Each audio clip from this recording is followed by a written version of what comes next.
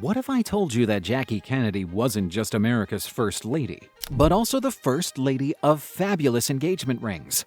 Did you know she had 3 engagement rings from 3 different men? Where are these legendary rings now? Who picked them? Did she even like them? Let's slip into Jackie's jewelry box and find out.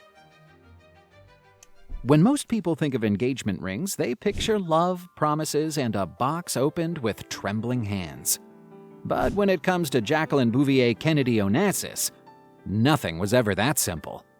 Each of her 3 rings tells a different story of political power, heartbreak, and bold transformation.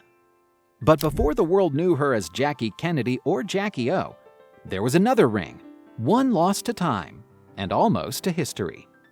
The Almost Mrs Husted, Jackie's first engagement ring.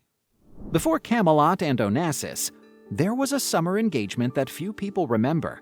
In early 1952, 22-year-old Jackie Bouvier, already known for her beauty and wit, fell into a whirlwind romance with John Husted Jr., a Yale graduate and Wall Street stockbroker. After just 1 month of dating, he proposed, and she said yes. But the sparkle faded fast. At their engagement party in June 1952, Jackie and her mother, Janet Auchincloss, reportedly learned that Husted made only $17,000 a year, a respectable salary at the time, roughly $185,000 today, but not quite the level of wealth Janet envisioned for her ambitious daughter. According to the biography Jackie, Janet, and Lee by J. Randy Taraborelli, Janet pulled Jackie aside that very night and whispered, "You're not going through with this."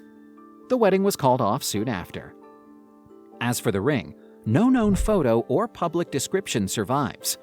It was likely a traditional diamond engagement ring, but whatever the cut or carat, it wasn't enough to overcome the chill of social ambition.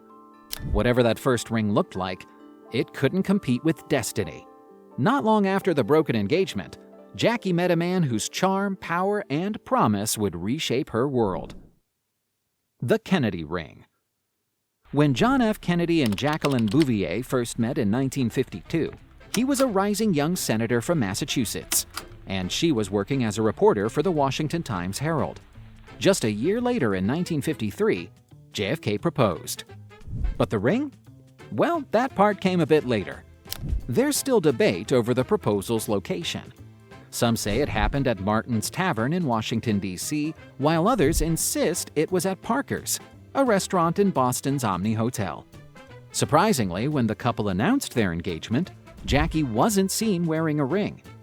In fact, during the press frenzy, she openly admitted, "I haven't one yet. Jack and I have looked at dozens. Some I didn't like, and others just weren't the right kind," according to biographer Jay Mulvaney. In the end, it was actually her future father-in-law, Joseph Kennedy, who picked out the ring from Van Cleef & Arpels' Fifth Avenue store in New York. Created by Van Cleef & Arpels, the ring featured a 2.84-carat emerald and a 2.88-carat diamond, set in a distinctive bypass design, where the 2 gems swirl past each other, like 2 separate fates destined to meet. Toi et moi, which translates as you and me, and features 2 gemstones nestled side by side. This style actually dates back centuries, with Napoleon Bonaparte proposing to Josephine de Beauharnais with one in 1796. When JFK proposed, Jackie didn't say yes right away. She was in London at the time covering Queen Elizabeth's coronation for the Washington Times-Herald, and reportedly took several weeks to accept. She was thinking carefully, not just about love, but the life she'd be stepping into. 600 guests attended the wedding, which was consecrated by Archbishop Cushing of Boston and blessed by the Pope. A crowd of 3,000 fought for a glimpse of the glamorous newlyweds. On September 12, 1953, 24-year-old Jackie Bouvier walked down the aisle in a candlelit ceremony at St. Mary's Roman Catholic Church in Newport, Rhode Island. The gown, designed by Anne Lowe, was made of 50 yards of ivory silk taffeta. But here's the twist. Just 10 days before the wedding, a water pipe burst in Lowe's New York atelier, destroying 10 dresses, including Jackie's. Lowe and her staff worked day and night to remake it in secret.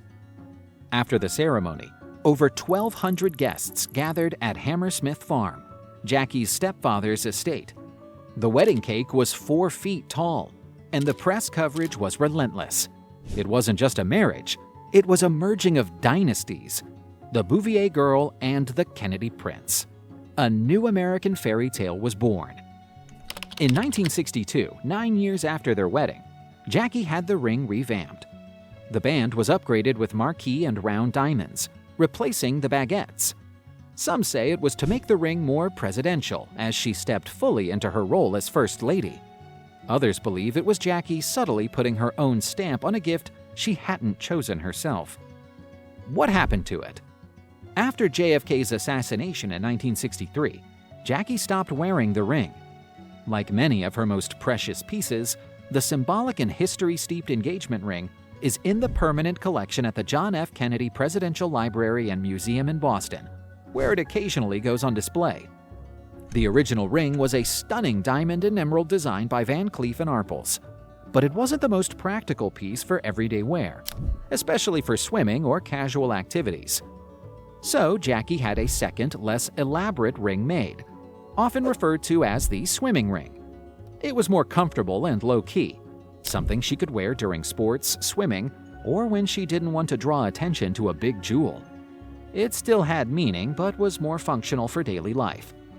Interestingly, this simpler design inspired Carolyn Bessette Kennedy's own diamond and sapphire engagement ring many years later. But love, especially in the public eye, rarely rests. The Camelot chapter had closed, yet Jackie's story was far from over. Because just 5 years after that tragic November day, another diamond entered her life. This one far larger and infinitely more controversial. The Onasis Ring. Love or lavish distraction. Fast forward to 1968. Scorpios, the tiny island that shot into the headlines when Jackie Kennedy, America's former First Lady, became the second Mrs. Aristotle Onassis. The world gasped as Jackie, the widow of America's most beloved president, married Greek shipping billionaire Aristotle Onassis, as the Greek shipping magnate had previously dated her sister, Lee Radziwill. The Jackie O era officially began when Kennedy said "I do" to her longtime friend, Aristotle Onassis. When Aristotle proposed, he did so with a positively massive stone, cementing Jackie's status as one of the wealthiest women in the world. And what did he give her? One of the most expensive engagement rings in history. At the time of their engagement, Aristotle presented Jackie with a 40.42 carat weight diamond ring that was part of the famous South African Lesotho brown diamond. Jackie wore it just twice, once to a charity event and once in a private photograph. The rest of the time, it was kept in a bank vault in New York. The wedding took place in the tiny white chapel on Onassis's private island. Only about 40 guests attended, including Jackie's sister, Lee Radziwill, and Onassis's 2 children, Christina and Alexander. Her own children, Caroline and John Jr., were present, though reportedly uncomfortable. Jackie wore a cream-colored Valentino dress and a white lace mantilla veil, far simpler than the gown she wore to wed JFK. The ceremony was Greek Orthodox, despite Jackie remaining Roman Catholic, a decision that later upset the Vatican and strained her relationship with the Church. There was no choir, no public vows, no media invited. Yet the paparazzi found their way. Zoom lenses captured grainy images of the ceremony from boats offshore. Within hours, the news had spread like wildfire across the globe. After Jackie's death in 1994, the ring was auctioned at Sotheby's in 1996. It had originally been valued at $600,000 and sold for a staggering $2.59 million, reportedly to a private collector. And just like that, the ring vanished from public view again, its secrets intact. 3 rings, 3 men. One woman who turned every stone into a symbol of reinvention. So, which ring would you choose? The classic bypass? The mega marquee? or the mystery ring that no one's ever seen. And if you thought this story was glamorous, just wait till you dive into the rest of our channel. From royal tiaras that vanished without a trace to Hollywood's most scandalous jewels. Hit that next video. You never know which diamond-studded drama you'll uncover next.